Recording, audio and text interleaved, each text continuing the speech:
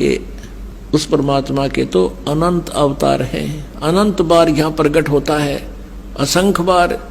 और ये 9 चित्तों बुद्धिनाश, यानी बुद्धिहीन लोग केवल 9 ही अवतार मानते हैं,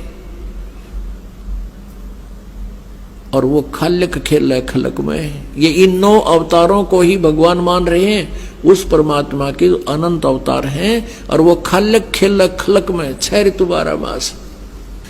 और भगवान क्या बताते हैं, जहां जन की महिमा सुनो ता मैं गवन करंत, वो तो नगर निश्चिंत बसो जहां मेरे प्यारे संत।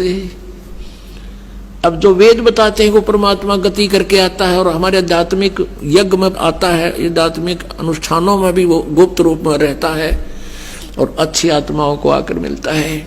और वो परमात्मा स्वयं भी कहते हैं, जहां जन से महिमा सुनो, जहां मेरी महिमा चलती है, जहां मेरा ज्ञान प्रचार होता है, तहां मैं गवन करंत, वहां मैं पहुंच जाता हूं, एक पल में पहुंचूंगा, क्षण एक में जन अपने के काज, हिरण्यकशिपु जो मार दूं और नरसिंह धर लूं साज।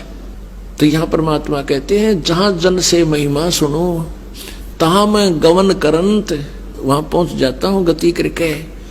और वो तो नगर निश्चिंत रहो जहां मेरे प्यारे संत, जहां मेरी प्यारी आत्मा है, कहते हैं उस नगरों को भी हानि नहीं होने दूंगा।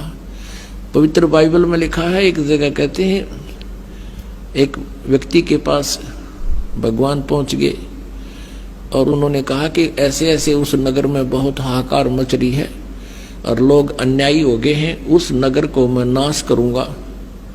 तो उस भगत ने पूछा कि प्रभु, यदि उस नगर में आपके 10 भगत होंगे, क्या तुम फिर भी उनको नाश कर दोगे? कि नहीं, यदि मेरे 10 भक्त भी होंगे तो भी उस नगर को मैं नाश नहीं करूंगा। फिर पूछा कि वहां आपके यदि 2 भक्त होंगे तो भी नाश कर दोगे? कि नहीं, मेरा 1 भक्त भी होगा तो भी मैं उस नगर का नाश नहीं करूंगा। तो पुण्यात्माओं, यहां वही परमात्मा कहते हैं, जहां जन की महिमा सुनो तहां मैं गवन करंत, और वो तो नगर निश्चिंत रहो जहां मेरे प्यारे संत। अब पुण्यात्माओं, 1 भक्त के कारण भी एक नगरी बसी रहती है, तो वो कितने निकम्मे आदमी है। तो इसलिए कहते हैं, संत ना होते जगत में तो जल मरता संसार।